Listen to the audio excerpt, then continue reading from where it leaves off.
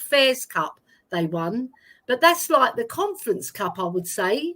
Yeah, it's like it's not even anything in Europe, is it? Yeah, really? they're nothing in Europe. Nothing, zero, big fat zilch, right? And I was speaking to Mia on the phone this morning. We had a really lovely chat, me and Mia, because like we disagree on things on football, but we're good mates. Yeah, there's lots of things we agree on as well, but there's certain things we disagree. But one thing we did agree on is that Arsenal are useless in Europe.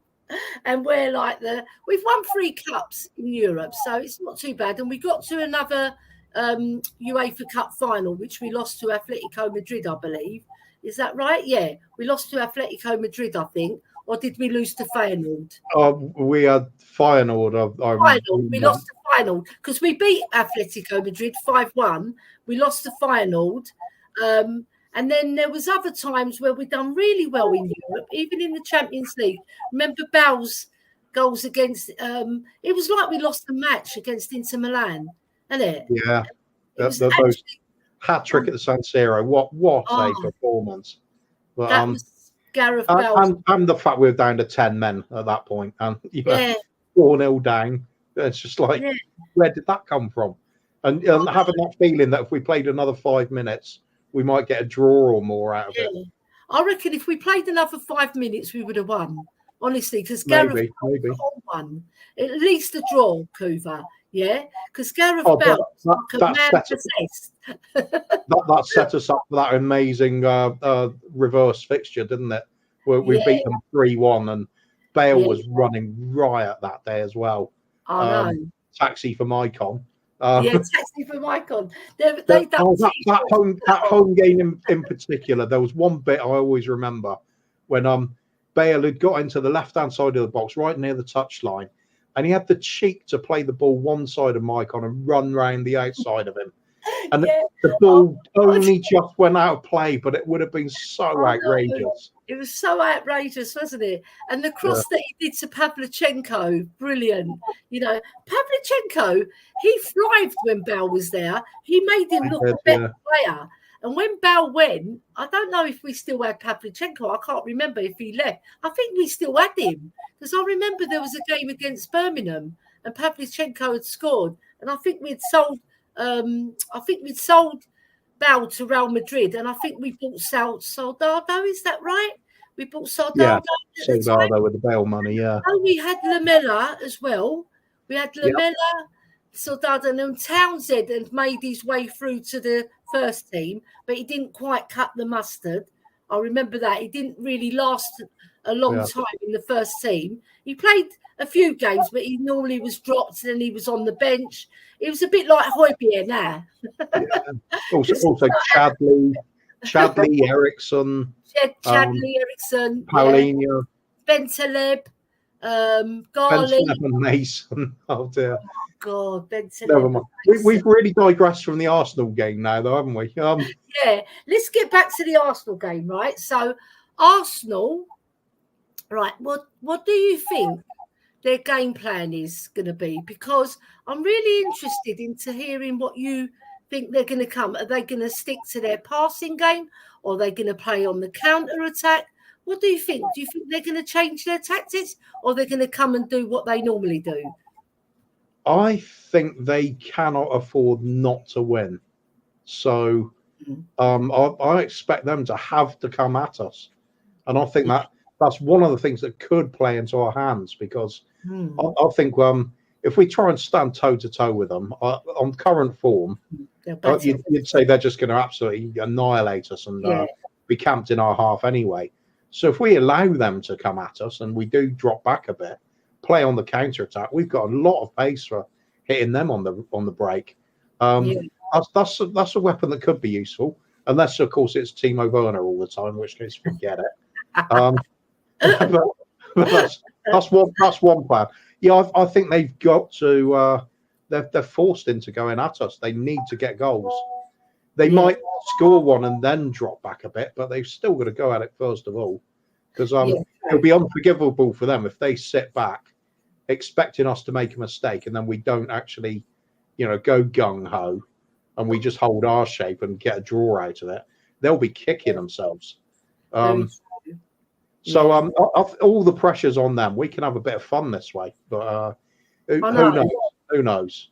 Because really, alternatively, we might do exactly what everybody criticises us for, which is going full on attack and having everybody in their half. And you know what? It might work as well. Yeah. If you're really on your game and flying into all the tackles, those counter attacks don't happen then.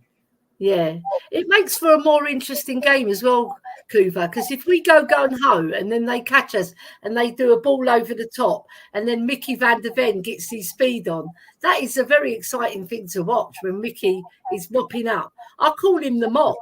Yeah, I actually call him the mop. It'll give Saka another opportunity to limp off the pitch, won't it? Yeah, Saka, we'll give you a walking stick this time. When you come out, we'll throw one on the pitch. You know what I mean? But yeah, I'm really excited about the match because it's a very interesting match in respect to what you said, that they need to get a win because Man City are right up on them and they've got a game in hand, 1 point behind. They win their game in hand, they're 2 points ahead of Arsenal. And once Man City get there, well, I would say once they hit their mojo, and they have hit it, right? So they battered Brighton 4-0 yesterday. So Arsenal are keeping one eye on that. And I think they're going to come out and come at us. And I think that will play into our hands because we've got some speed merchants. And I personally think, right, he should really play Johnson in this game.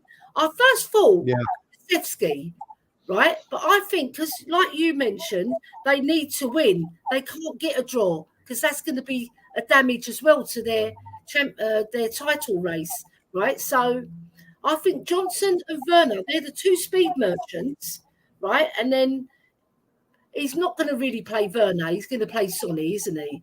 But Sonny's a speed merchant as well. He hasn't lost that much pace that people are saying. And then Richie in the middle, because we need his shithousery and we need his pressing. And we need them to get in their face and put them off their game. That's what I. So you want to play 4 forwards? Now that's attacking.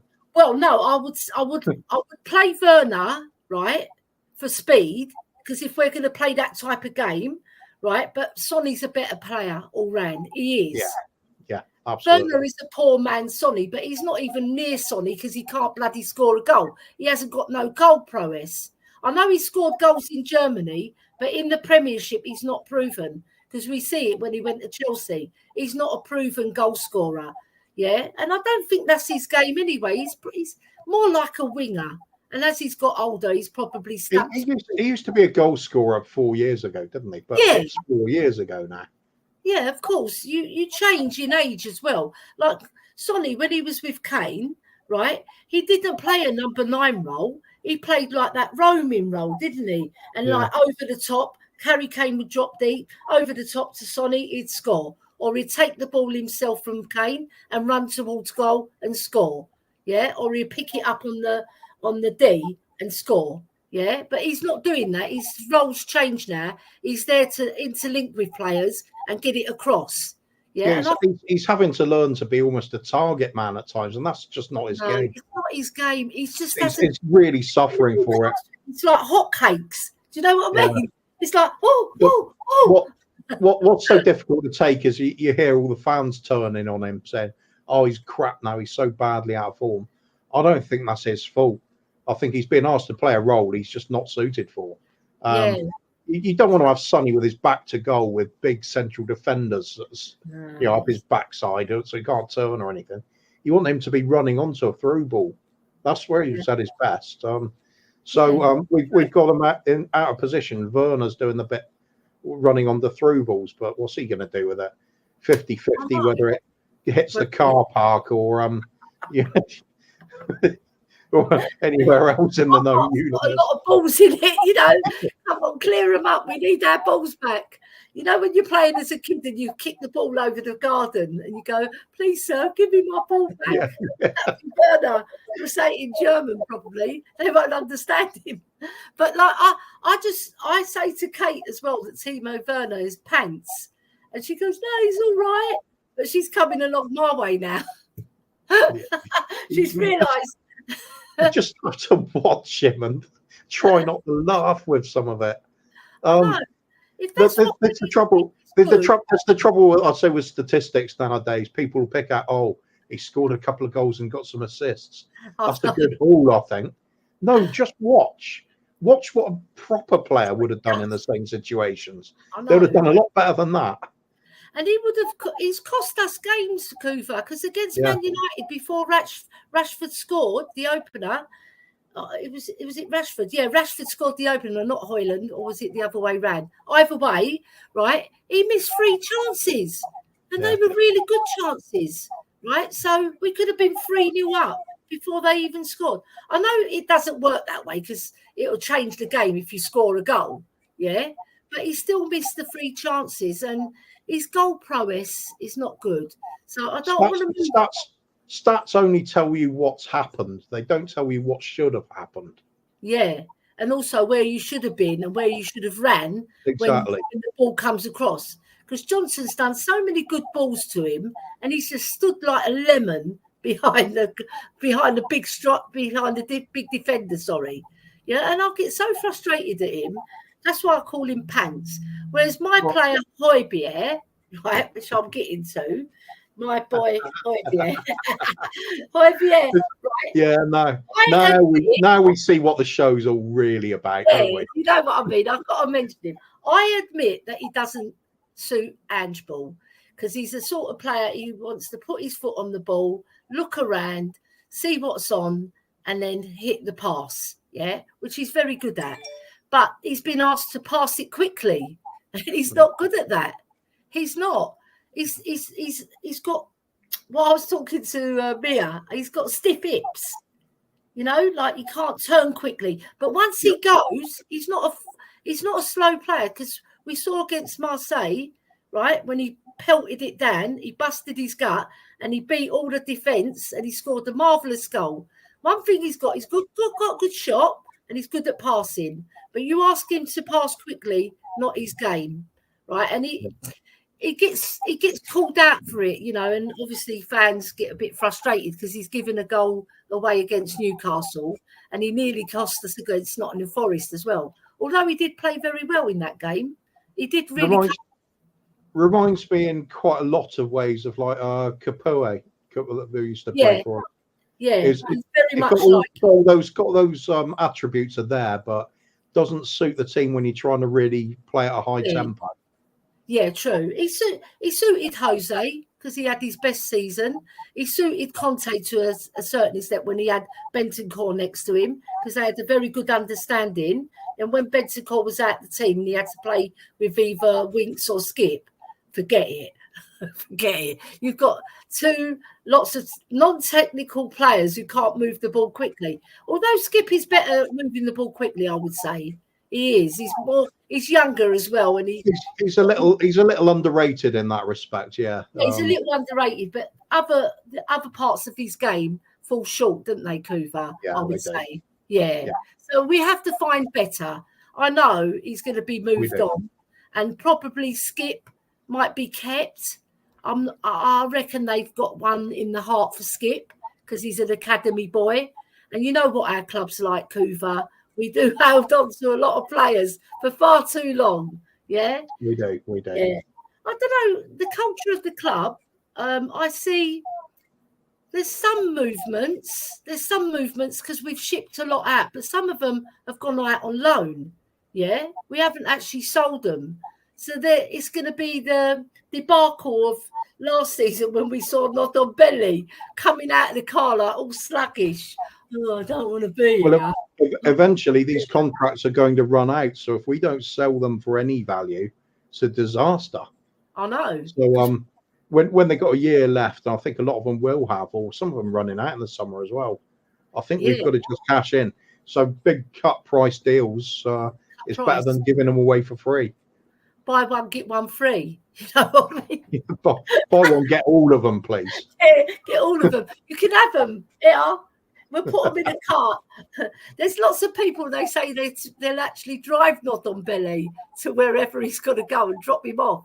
Oh, God, I wouldn't have him in my car. Do you know what I mean? He'll be eating fried chicken and burgers. Chicken bones and stuff all over the back seat. And and he's still waiting for him.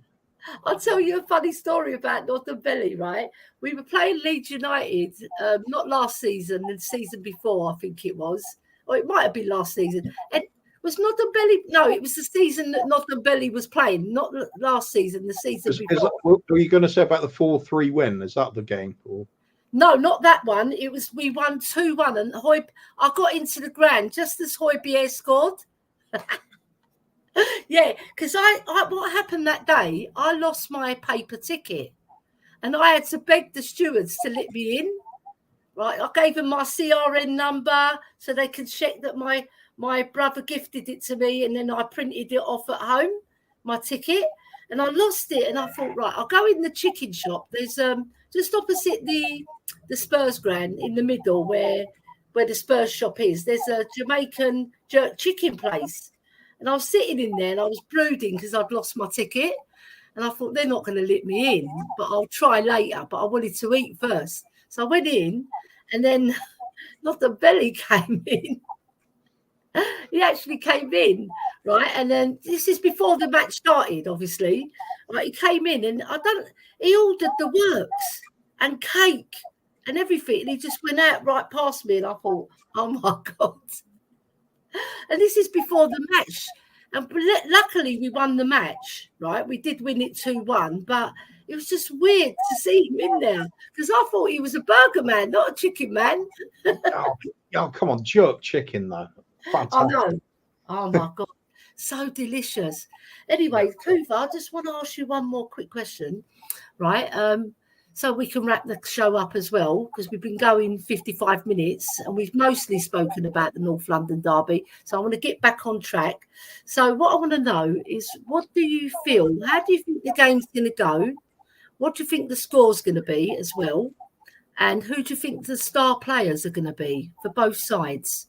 Who do you think's going to shine? Oh, tough one. Like I said before, I think they've got to come at us. I think they've got to push for goals because they cannot afford even a draw.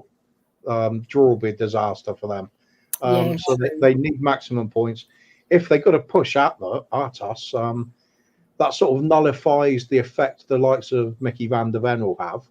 Because if he's playing on the edge of his box, you're not going to see that turbo acceleration.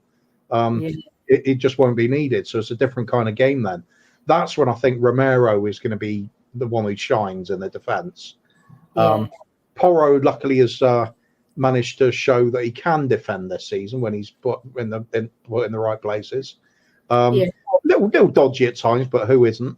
So I think if we're playing it in that kind of way, it becomes all on our defensive unit. Do they get enough protection in front of them? And do they hold their shape well enough and communicate with Vicario well enough? If that's the case, we might be holding up bay and then just look to spring that counter attack, like I said earlier, with a lot of pace in the team. I mean, I'd even be tempted to say just play Son and Werner, Son and Johnson as a front two almost, and then everybody else play their extra midfielder, just to crowd things out, make it messy for them. Because we even if we win, we shouldn't be desperate to win this one. We want to make it so we're highly competitive and messing it up for them. Because a point's all right. I could take a point. Like you said, it's a bit but at least you give yourself a chance to win something. Because I think if we take the game to them and it's just end to end, I think we're going to come off second best at that because their forwards are better than ours. Yeah, definitely.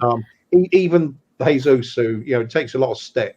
He's not the greatest goal scorer on earth, but you watch him play, he really adds to their forward play. He's every bit involved in it. He does. I think Martinelli's a fantastic player. I wish we'd signed him.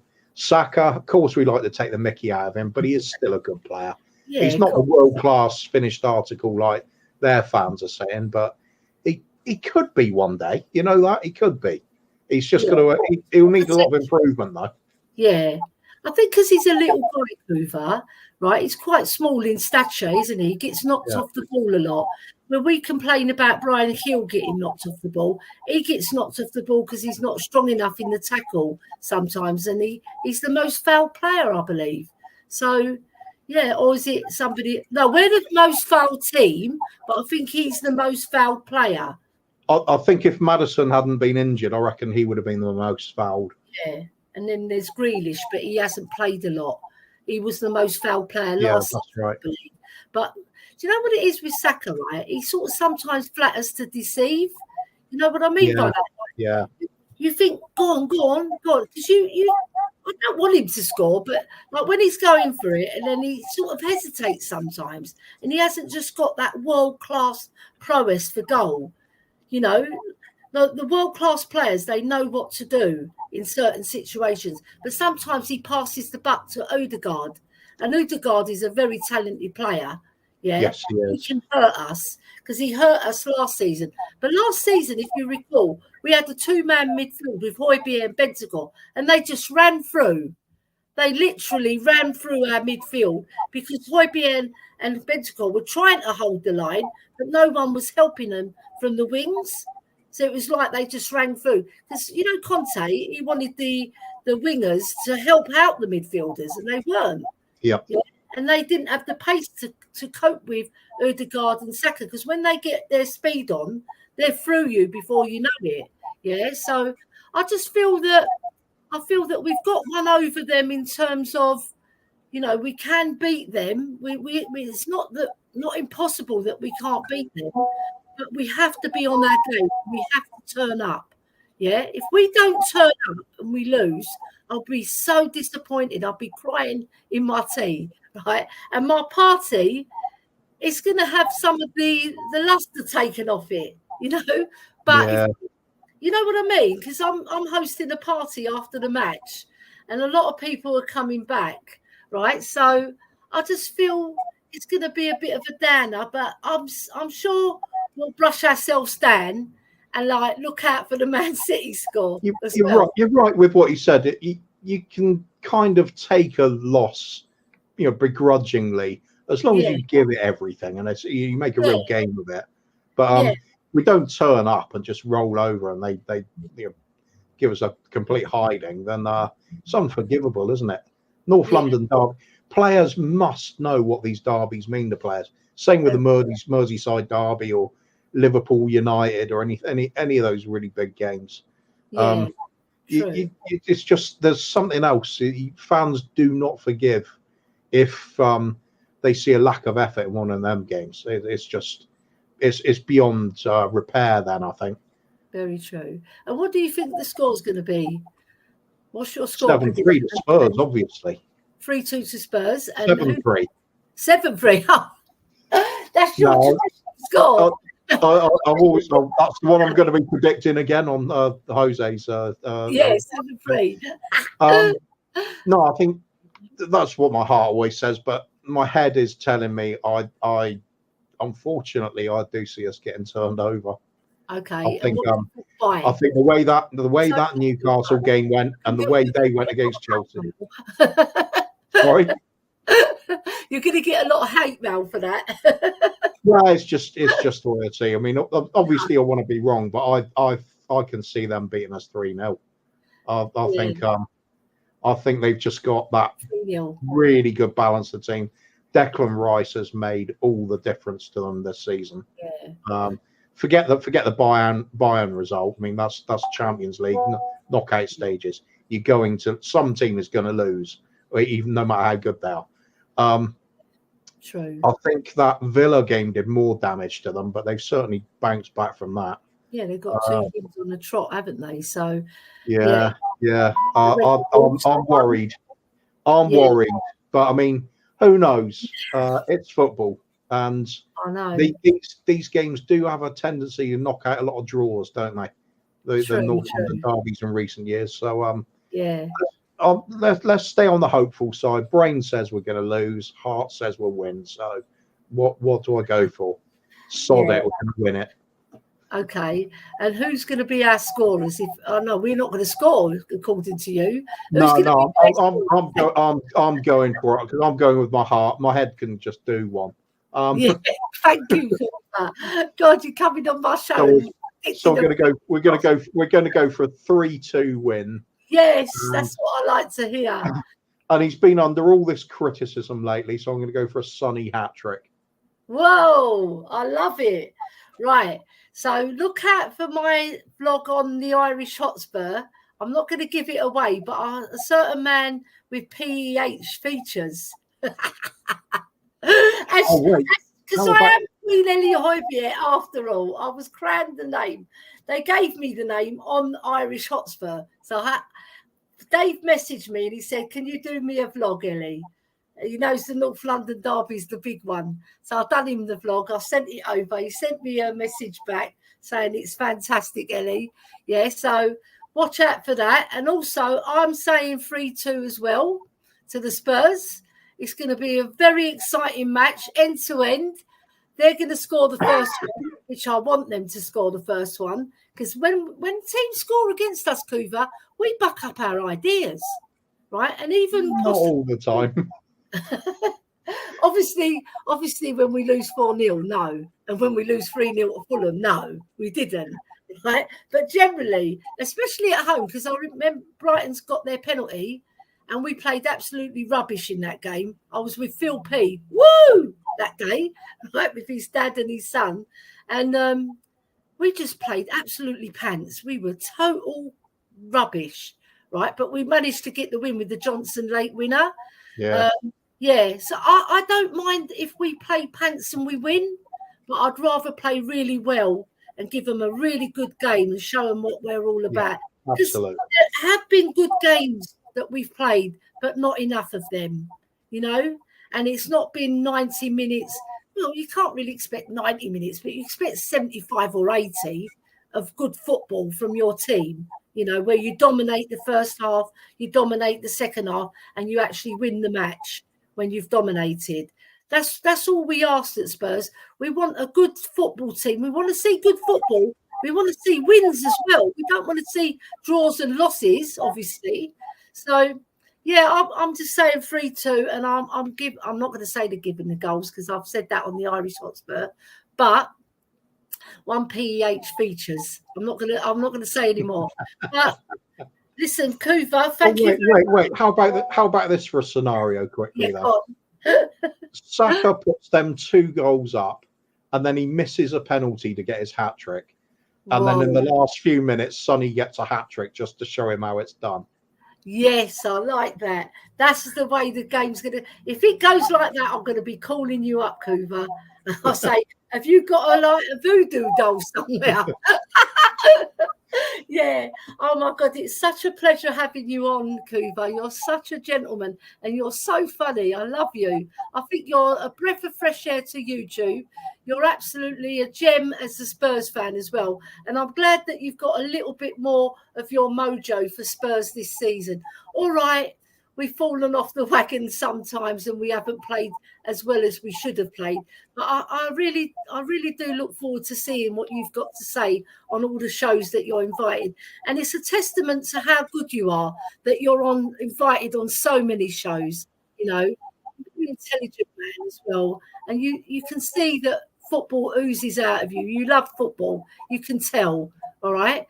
And when I saw you last season, it was so gutting to see you like that, you know. So seeing you this season and like saying at the beginning that we're going to win the quad, and you know what, delusion is a good thing. It really is. Keep going, Ellie. I'm happy to go for another hour if you're going to talk like this. You know what I mean? But you are one of those guys that everybody looks to, and like you've got a show on, right? You say, who do I invite? It's A, B, or C. Right, you're an A-star lister. Yeah, you're the first person on everybody's list to invite on their shows. So thank you very much for joining me, Coover. It's been a pleasure having you on. Where can we find you next? Got to respond to that. I've always got time for you, Ellie. You are definitely the queen of the Spurs community for a reason. So if I could be half as good a fan as you are, I'd be happy. You were there backing the team all the time, no matter through thick and thin. Ladies team as well, and any channel you're associated with, you are godsend to that channel.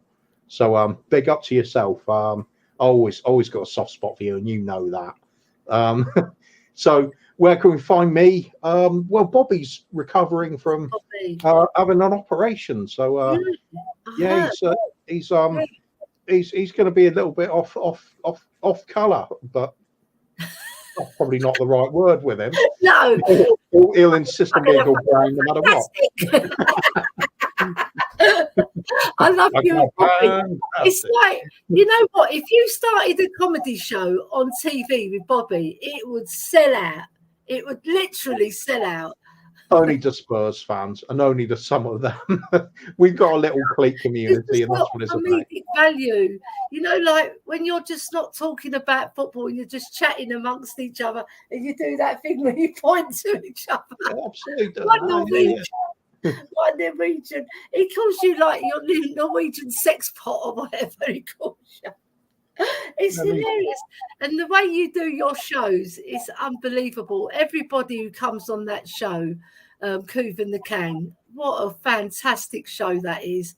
And then you got the little K and big K, Bobby K's boys. Fantastic, aren't they? They're incredible. Yeah, absolutely. Yeah. Both with hairstyles on incredibly good. We're all envious of that hair, you know what I mean? Yeah, but it's just a pleasure to have you on, and just keep up what you're doing, because you're just incredible.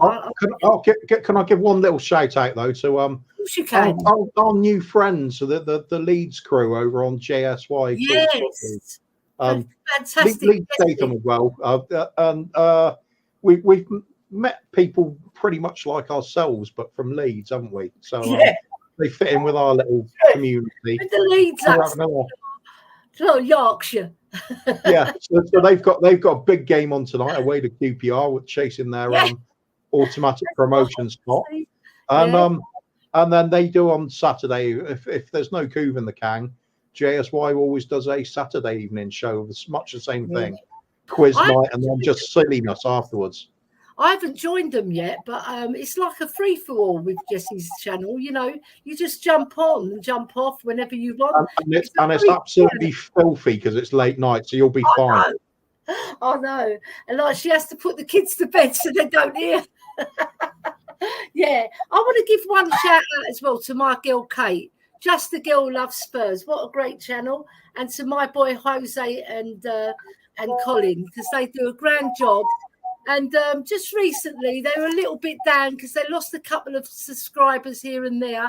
And I would urge everybody, just share their links with everybody, because they put a lot of hard work into this Spurs community, not just on their shows, but like in the WhatsApp groups as well. And obviously, Colin's got all these merchandise that I'd like to plug. So, you know, he's got some fantastic T-shirts to sell and mugs as well. So please do support the boys, and obviously Kate on Just a Girl Who Loves Spurs with her lovely husband Jimbo, who's henpecked and he's been thrown down the stairs quite a few times according to our community. Allegedly, yeah. So thank you very much everybody for joining us. Enjoy the North London derby, and there's one thing we want to say at the end. Well, I always say, hi, Pierre! What's your saying? What do you want to say, Cooper? Oh, let's for the sake of Phil P, we'll just go with a woo. That's why I love you, Coofs. Take care, everybody. Enjoy the North London derby, and anybody coming to our party, come on, you Spurs! And hoy, Pierre! He's coming on and he's scoring. Take care. Bye-bye.